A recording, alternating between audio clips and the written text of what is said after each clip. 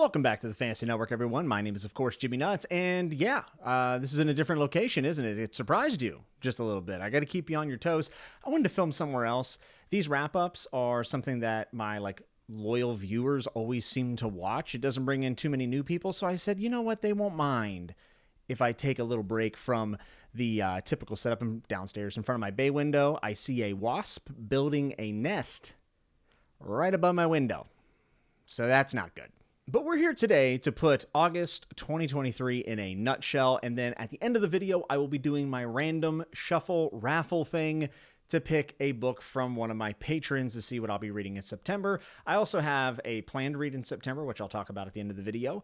But let's get into what was a very different month for me, but in a good way, mostly. I said in a previous wrap-up, I don't know if it was the last one or one prior or whatever, but I said I kind of wanted to slow down a little bit. I wanted to read less books, and I wanted to get a little bit more out of each book that I read and take, deeper notes and everything else, and that's exactly what I did this month.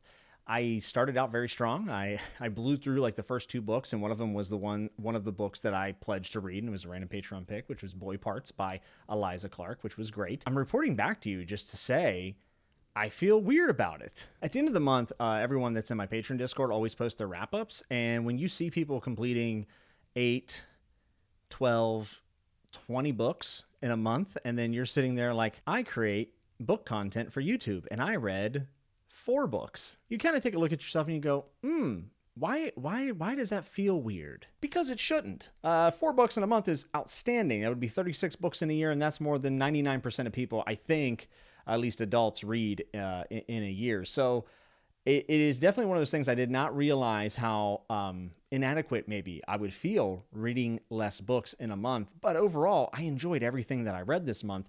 And I think I'm going to continue going forward and really taking my time and trying to get a little bit more out of my books. And I am not saying people who read more than me are not, by the way. I'm not saying that at all. Everyone has different skills, capabilities, schedules, and whatnot. And I've actually made a conscious effort to kind of consume a little bit less.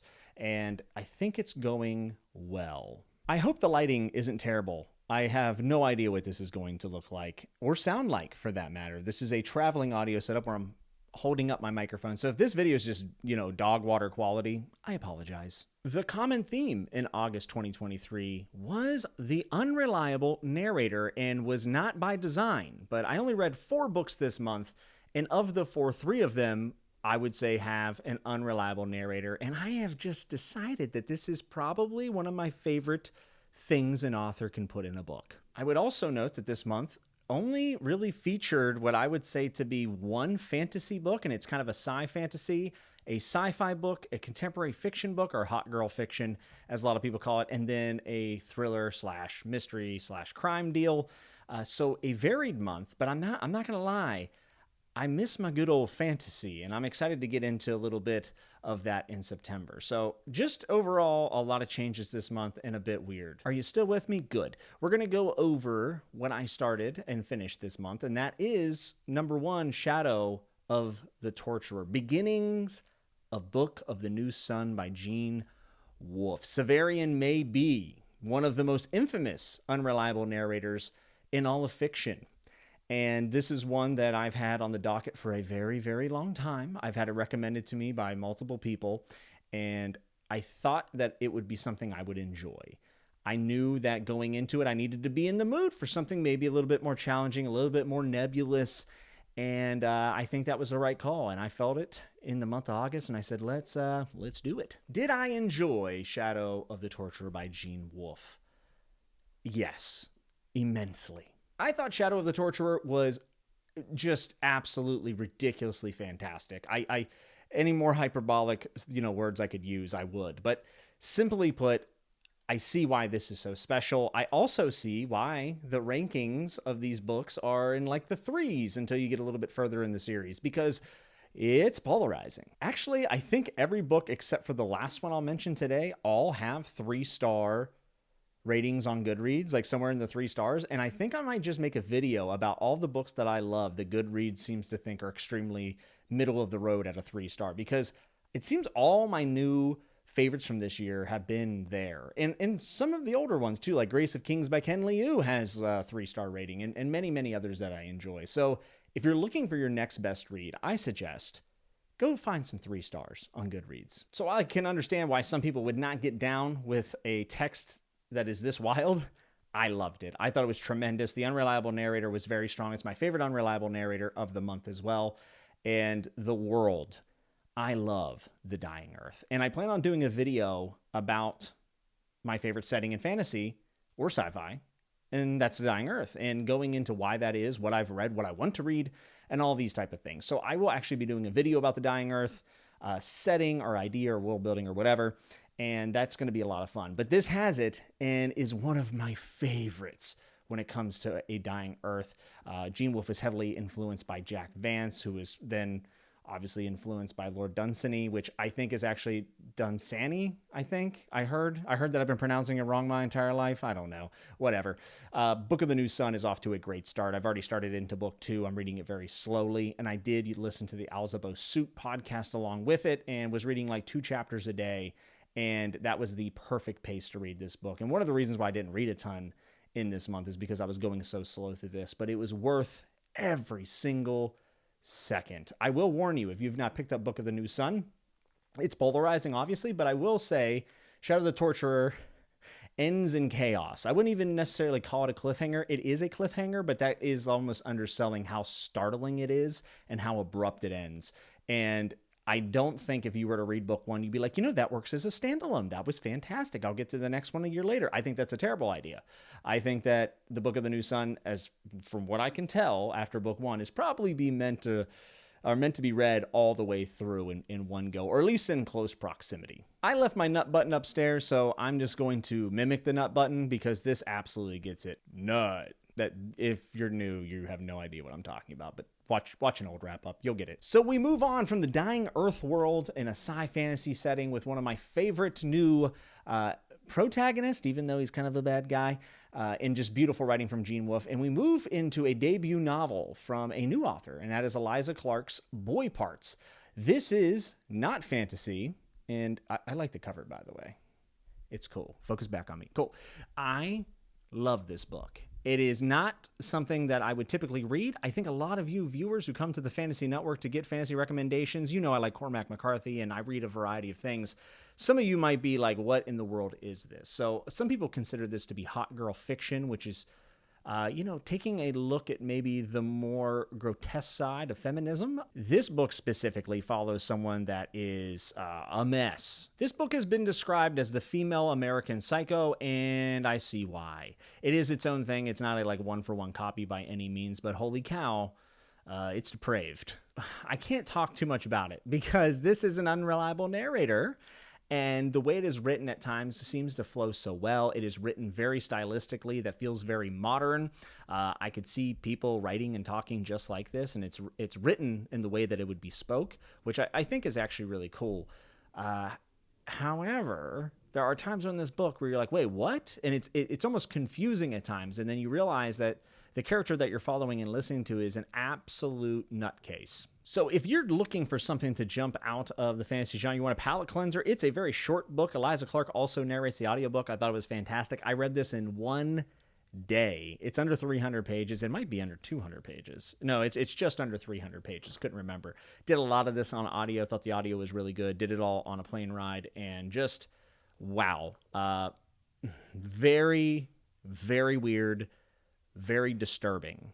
So if you're looking for that type of deal, I would recommend it. This shows that you cannot run away from your past and that you could have all of the talent in the world, but the scars are real that people put on you and you put on other people. But also, if you do not handle your stuff and handle yourself and make sure you are well, no matter how talented you are, it can all come crashing down and lead to a very bad place. And we see that a lot in our real world, but this is through the lens of a very, very talented artist that just is terrible, to be honest. So weird book, absolutely gets the nut button.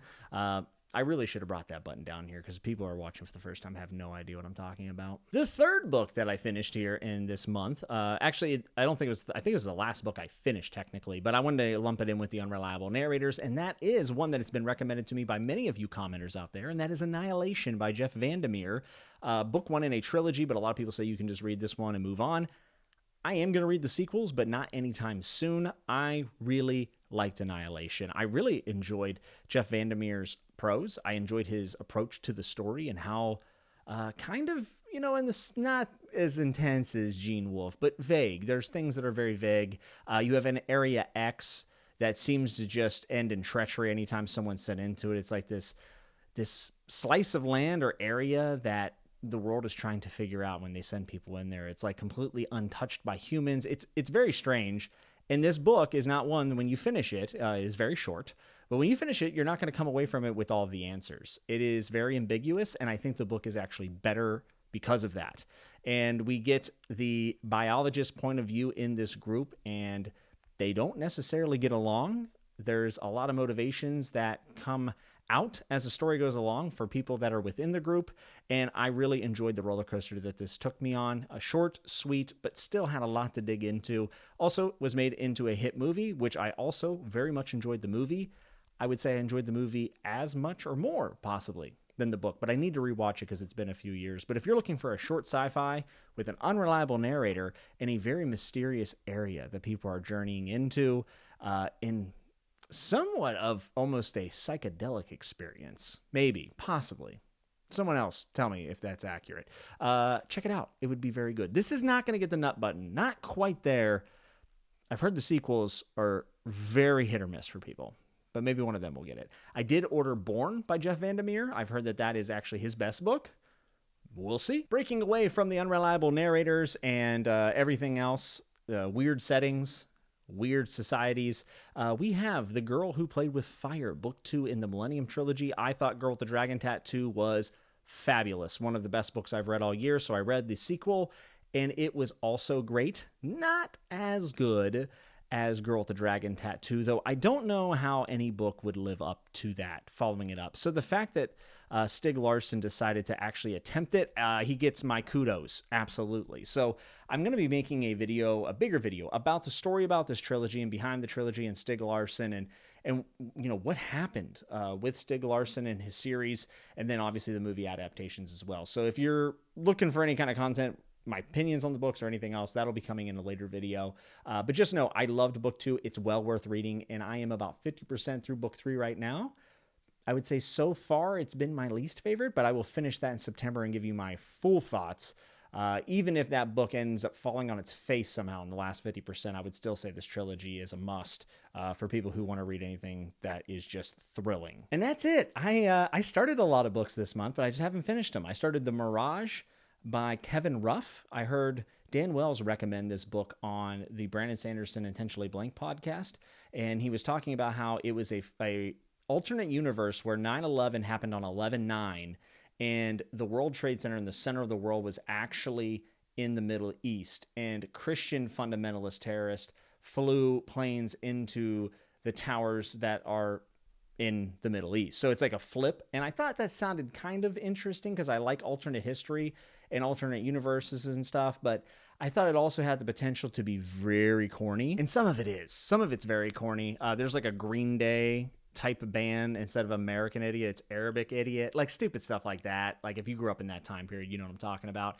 I think all that stuff's kind of a little extra. However, I like the writing quite a bit. I really like the characters, and it has a Man in the High Castle type vibe going on where there's newspapers circling around in this universe that, 9/11, the one that we lived through, happened. And people are like, whoa, that's not the narrative. Like these illegally passed out newspapers. So I like that premise. I just like the premise of Man in the High Castle. I thought it was interesting. I don't know how to feel about it. I'm like 120 page. Oh my God, there is a cute dog walking by. It's a corgi. Anyways, there's definitely something interesting about it, and interesting enough for me to keep going. I'm 120 pages in. I don't even know if I'll finish it. I might DNF it, but so far it's just been kind of fun. And there's little encyclopedia clippings in between the chapters, and I think that that's just kind of a cool device to info dump and say how this world is very, very different. Like bin Laden is a senator in this one, and I don't know, it's wild.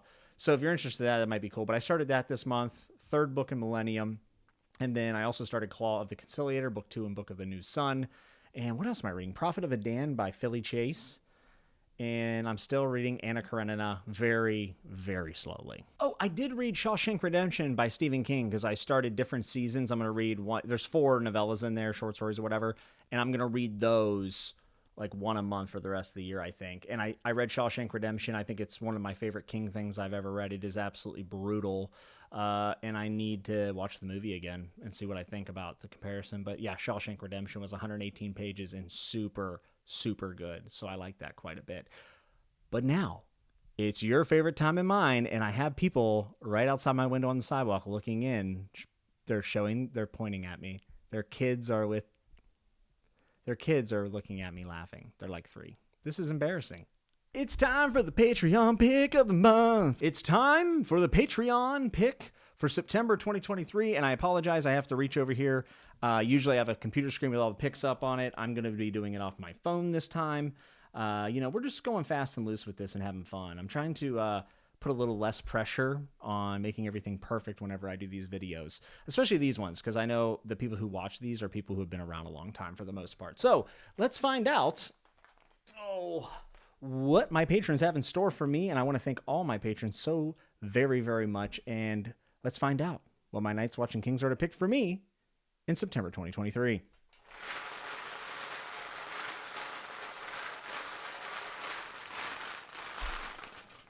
Oh, that doesn't work. Aha! To all my One Piece fans out there, are any of you watching the live action adaptation? I'm going to start it tonight, I think. I'm really excited. All right, and the winner for September 2023 is, my laptop's going to sleep, is number 18. And number 18 is Danny, and that is Pillars of the Earth, which is a thick boy. Danny, thank you so much. I appreciate you voting on that, and I will finally read Pillars of the Earth by Ken Follett, which has been recommended to me so many times by my friend Kev and other people. They're going to be thrilled. They're going to be great. They're going to feel like they won this, and I'm excited to finally see what all the hubbub's about. I've heard, hey, if you like A Song of Ice and Fire, you might like Ken Follett. I've heard that so many times. I doubt that will be true, but hopefully I can like it for what it is by itself. I'm not going to lie. Pillars of the Earth's a little bit thick around the edges there. It was Pillars of the Earth, right? Number 18? Yeah, it's Pillars of the Earth. So I'm excited to read it, but my God, is that book thick.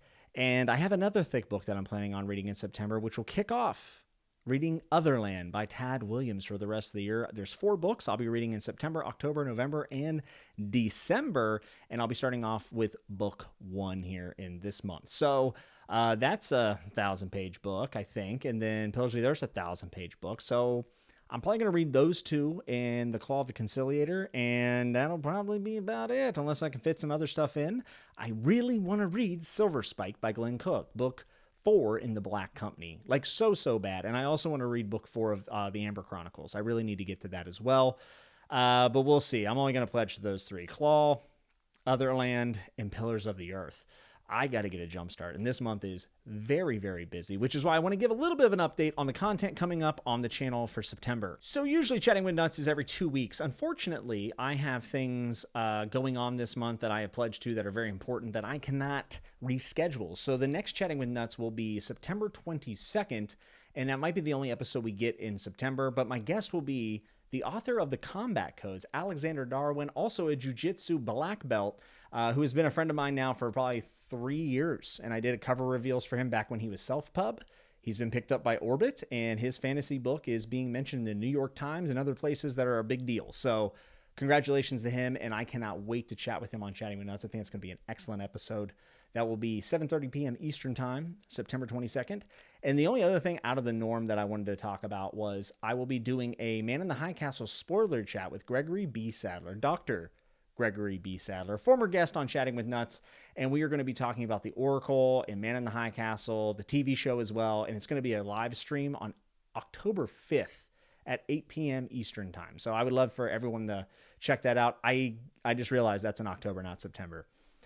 shows you how far gone I am right now. Hey, what are you reading? What are you reading this month? You got to let me know down in the comments. I would love to find out. I would love to know what I should be putting on my schedule for 2024, because I'll be honest, I feel like 2023 is kind of coming to an end. Like, not really, but kind of. Like, I have it all planned out. It's going to be Otherland, Book of the New Sun, Under the Dome by Stephen King, and then I'll probably read The Golden Compass in December and do some Patreon madness. So this year's kind of booked for me, and I don't know how to feel about that. I also plan on reading these two books in October. I'm talking about October. Night of the Mannequins by Stephen Graham Jones and A Night in Lonesome October by Roger Zelazny. So those are coming in October. I'll talk about those more in the next month's video. But hey, thanks for being here. Is this stupid? Is the lighting bad? I hope the sound sounds good. I would like to start shooting in more locations and doing some more creative stuff in my videos. So let me know down in the comments below. Thanks for taking time out of your day to watch this video. If you loved it, you can think about subscribing. If you like, you can hit like. And if you dislike it, you can hit dislike and say something nasty to me in the comments, and then I will delete it. Until I see you next time, be good, be safe, and remember to always keep turning the page. I want to give a big shout out to all my patrons, my Wildlings, Night's Watch, and my Kingsguard, my high tier patrons, which include Bridger, Josh by Day, Amel, Curtis L, Jonathan J, Prithvi, Eric B, Chadia, Steve Talks Books, Taylor D, Matthias, Stephen R, Carlos, Yolanda, Amanda L, John C, John, Garrick, Evie, Henrik, Benjamin C, Sebastian M, Frank C, C. Scott, Bass, Jacob Wade, Darren, Jobot, Terrence F, Michael B, Lauren M, Nicholas E, Kai C, Kev, Ryan, Reading Rainbow, J, Jennifer M, Shad, Amanda V, Ikaika, RJ, Pat S, Stuart C, Oscar A, Derry, and Tanner. Thank you all so much. You're the best.